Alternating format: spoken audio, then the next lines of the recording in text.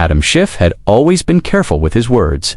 Known for his sharp legal mind and unflinching tone during some of the most high-profile congressional hearings of the past decade, he was often praised for his command of detail and ability to cut through chaos with reason.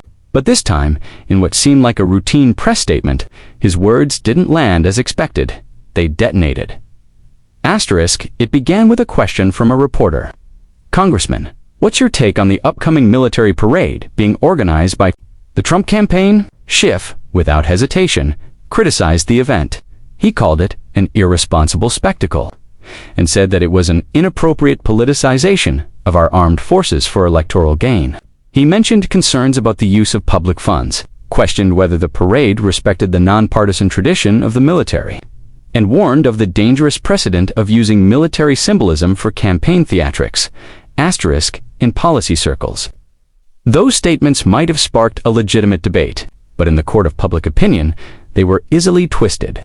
Within hours, the quote had been clipped, shortened, and shared with headlines that read, "Schiff slams military parade honoring troops." Conservative media personalities ran with it. They played the soundbite in loops, omitting the context, painting Schiff as ungrateful, out of touch, and anti-military. One cable host sneered, "Here we go.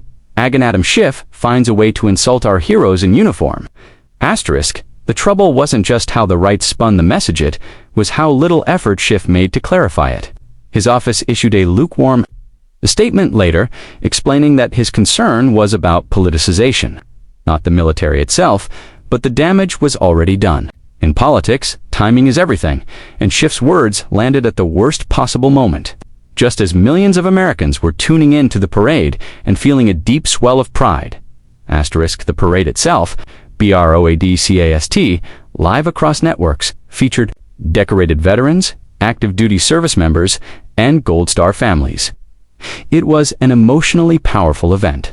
And while critics may have had valid questions about the motivations behind it, the average viewer saw something simple: America honoring its warriors. So when Schiff's critique made the rounds, it struck a nerve. He wasn't arguing policy. Anymore, he was seen as arguing against patriotism. By the next day, Trump had already weaponized the moment. He shared a photo of himself saluting a group of soldiers captioned, "Some people tear down, we lift up." He didn't mention Schiff by name, but he didn't have to. The message landed with thunderous applause from his base and even resonated with some moderates. Schiff tried to push back. In a CNN interview, he reiterated his position, but the nuance got lost. This parade isn't about honoring troops, he argued. While he may have been right, the message came off cold, academic, even dismissive, in contrast to the sea of flags, uniforms, and emotion pouring through every screen. Analysts noted the sharp difference. Trump offered a symbol. Schiff offered a critique. In that moment, symbolism won. Behind the scenes, Schiff's colleagues were growing nervous. Some Democrats whispered that he should have held back, especially so close to the election. Others worried that the issue would be used to divide the party, forcing them to take sides between defending Schiff or appearing unpatriotic. A few even suggested that Schiff had fallen into a trap. Trump's team had planned the parade, knowing critics like him couldn't resist responding. Worse still, Schiff's critics in Congress pounced. Republican lawmakers introduced a resolution condemning statements made by members of Congress that disparage our military celebrations. It was a stunt, but a politically savvy one. Their own constituencies. It was a symbolic slap, but one that stung deeply. In just a matter of days, Schiff had gone from respected committee chairman to a cautionary tale in political optics.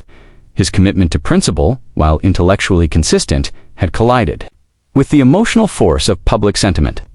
In the end, it wasn't about whether he was right, it was about how his words were heard, and in this case, the optics overwhelmed the opposition. Donald Trump has always had an instinct for spectacle, and the military parade in question proved to be one of his most calculated political maneuvers yet. While critics debated its cost, purpose, and timing, Trump understood the symbolic weight it carried and how to use it to frame himself as the singular defender of American strength. At the center of this strategy was the very image of military might.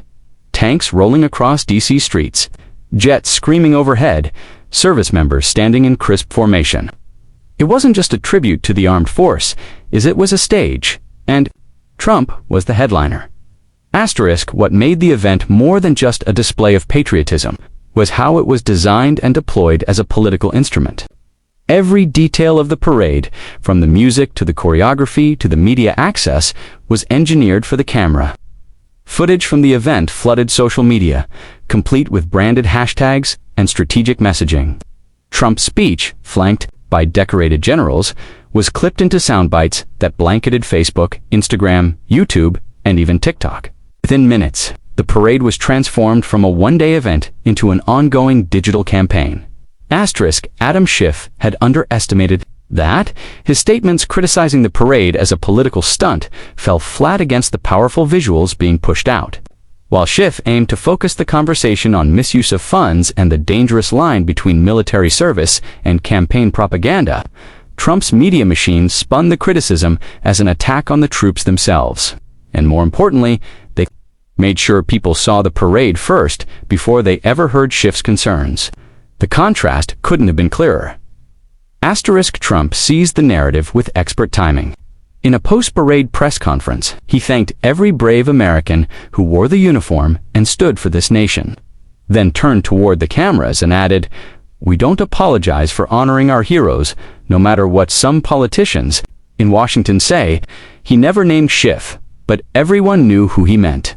It was an attack veiled as patriotism, and it worked. Asterisk, what followed was a flood of viral content. Trump's team released a video compilation. Dramatic music underscored images of him with troops, flags waving, fighter jets overhead, while Schiff's quote played in the background, stripped of its nuance. An inappropriate display, Schiff's voice echoed as the screen flashed through scenes of saluting veterans and applauding crowds. The implication was clear. One man celebrates America, the other tears it down. Asterisk, this wasn't just savvy marketing, it was the construction of a political contrast. Trump, the former commander-in-chief, had orchestrated a media moment that tied his image directly to American strength and pride. Schiff, the congressman known more for intelligence briefings than public theatrics, had walked into the frame with a message that, while logically sound, clashed with the emotional resonance Trump had just ignited. Schiff's attempt to caution against militarizing politics was reduced to a footnote in a narrative already being written in real time by Trump's digital operatives. Asterisk, commentators on both sides noted the shift. On conservative outlets, Schiff was painted as a disconnected elitist.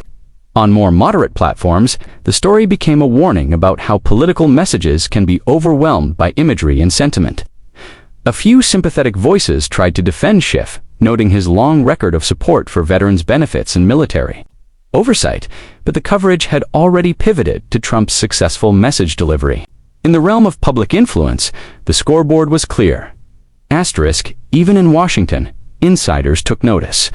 One Democratic strategist admitted anonymously, "We walked right into this one."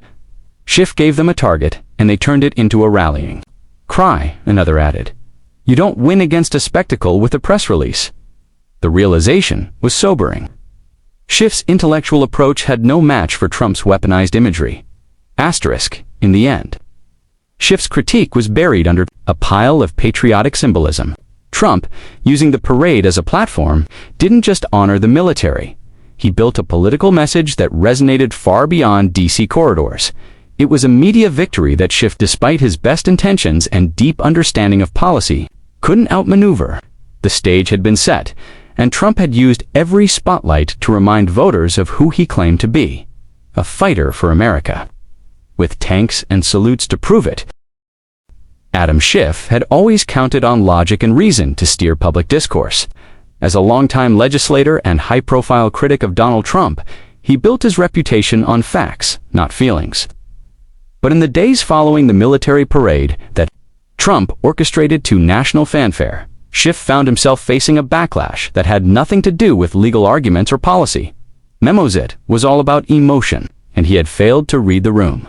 Asterisk, the parade was designed with precision. Waving in unison, soldiers in perfect formation, roaring applause as Trump took the stage. For millions of Americans watching, it wasn't just another political event, it was a moment of pride, of national unity, of gratitude, toward the armed forces. Veterans watching from home teared up. Families stood to salute. The imagery struck a deep chord. It tapped into something that transcended party lines: reverence for service. So, when Schiff made public statements criticizing the event, it landed like a slap across a waving flag. His intentions were clear. He believed the parade was a calculated political move, using the military for personal branding. He questioned the ethics of spending taxpayer dollars on what he called an inappropriate spectacle. But for the average American viewer who saw a war veteran shaking hands with young cadets, Schiff's words sounded tone-deaf. His critique, however rational, came across as dismissive of something deeply personal to many voters: their connection to the military. The reaction was swift. In local town halls across swing districts, voters began expressing discomfort, not just Republicans, but centrists and independents who had supported Schiff's past work. One Vietnam veteran in Pennsylvania, speaking at a community event, said, "I don't care who put on the parade.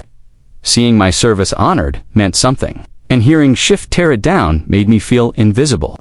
That sentiment echoed far beyond his voice. Conservative media amplified it. But it wasn't just a media narrative, it was a genuine emotional shift. Even Schiff's allies began to grow concerned. His remarks, which might have landed differently in another context, became politically toxic in the charged emotional aftermath of the parade. Some Democrats tried to provide cover, echoing his concerns about politicizing the military. But their messaging was drowned out by a growing narrative that Schiff and his camp were out of touch with the very people they claimed to represent.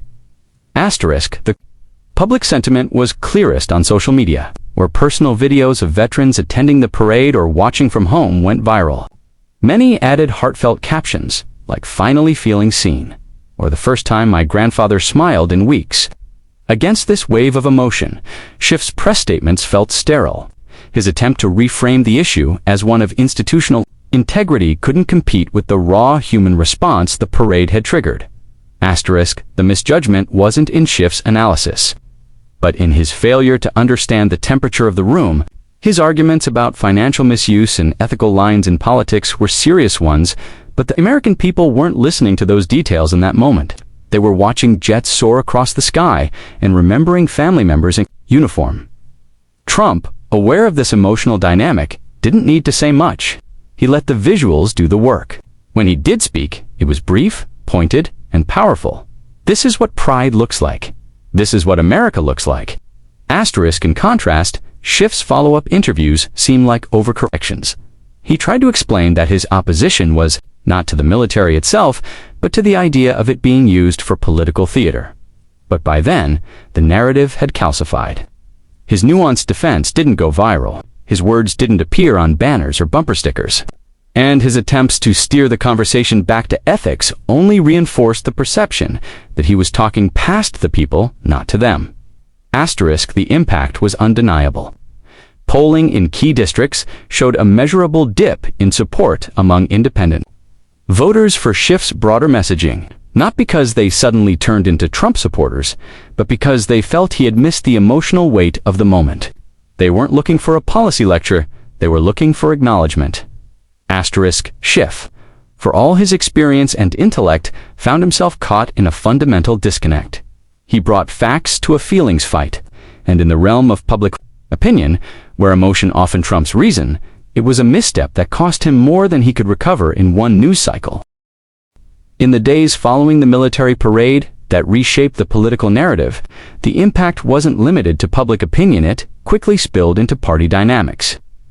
Schiff, once a unifying figure among Democrats for his methodical takedowns of Donald Trump during impeachment hearings, suddenly found himself isolated. His critique of the parade had not only triggered a national backlash, but also exposed divisions within his own party at a precarious moment. At first, Democratic leadership tried to rally behind him. Schiff's initial comments were echoed by a few colleagues who voiced similar concerns about the use of military imagery in a politically charged environment. But as the public's reaction grew more visceral, the party began to fracture. Representatives from moderate and swing districts were the first to distance themselves. They understood that while Schiff's intentions were grounded in principle, the optics were working against the man. The backlash in their hometowns was immediate. Behind closed doors, discussions turned tense. Some Democrats accused Schiff of allowing personal animosity toward Trump to cloud his political judgment. They believed he should have anticipated how the critique would be received not in the halls of Congress, but on television screens across Middle America. Schiff defended himself, arguing that allowing such displays to go unchallenged would set a dangerous precedent, blurring the line between civilian leadership and military pageantry used for political gain. But the mood in those meetings was shifting. Fewer were willing to back him publicly, and even fewer were willing to tie their names to the fallout. The internal fracture became most evident when a resolution was introduced in the House praising the military parade and denouncing those who undermined its intent. It was a Republican move, no doubt, designed to spotlight division among Democrats. Yet when the vote came to the floor, more than a dozen Democrats crossed the aisle in support. Their reasoning was simple. They couldn't afford to be seen as disrespecting the military, not now, not with an election looming. Schiff sat through the vote, stone-faced, watching his own party fracture in real time. What made it more damaging was that Schiff had not anticipated the scale of internal blowback. He believed his long track record, his years spent advocating for veterans' care, for military oversight, for intelligence reform, would speak for itself. But politics doesn't always reward past work. It reacts to the moment. And in that moment, his colleagues were reading polls, not resumes.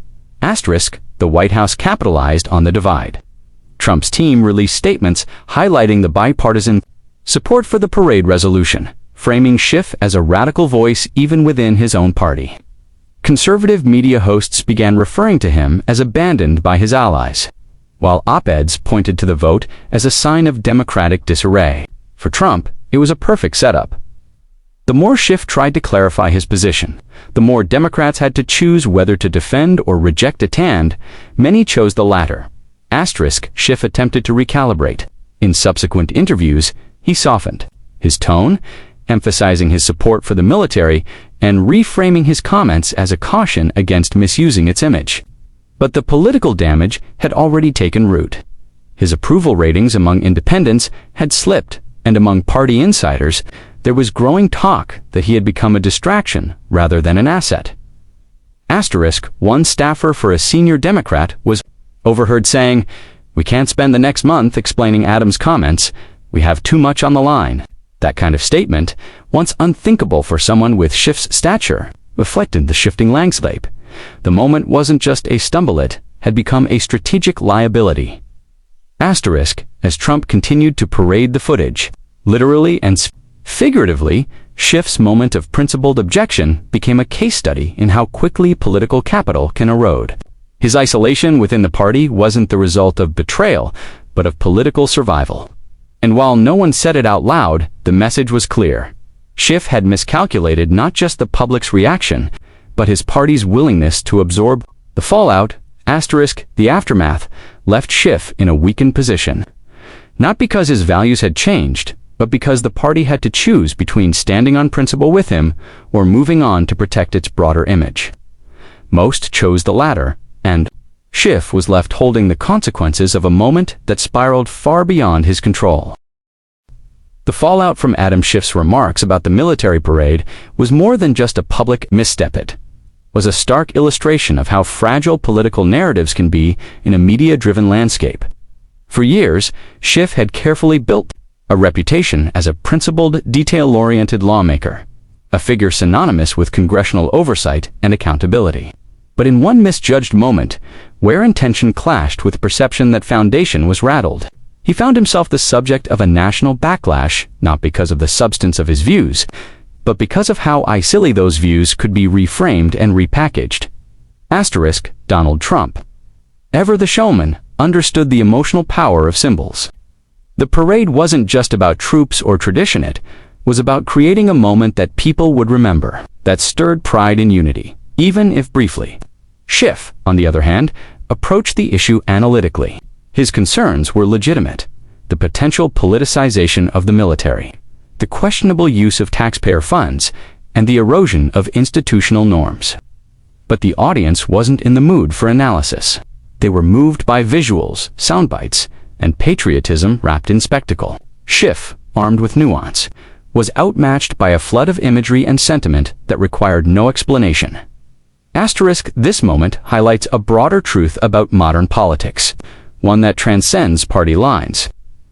Voters respond first to what they feel, not necessarily to what they know. Politicians who ignore the emotional resonance of public events risk losing control of the narrative, even if their logic is airtight. Schiff's failure wasn't moral or intellectual, it was tactical. He underestimated how quickly a complex argument could be flattened into a caricature, especially when set against powerful nationalistic imagery. Became a quiet, cautionary tale. It reminded fellow Democrats that timing, tone, and context often carry more weight than accuracy or depth. Schiff's isolation wasn't born out of disloyalty, but out of political self-preservation. His colleagues, many of whom respected his intellect, knew that clinging to his message could cost them dearly in their own districts. The result was a visible distancing, not because they disagreed entirely, but because they knew perception was reality in the minds of many voters. Trump, for his part, emerged from the episode with a clear political win. He not only galvanized his base, but also cast a shadow over one of his most vocal critics. The military parade, which some initially saw as a gamble, proved to be a calculated strike that shifted public attention and reasserted his control over the narrative. In the end. Schiff's experience serves as a reminder that in today's political arena, winning the argument isn't always about being right, it's about understanding the audience.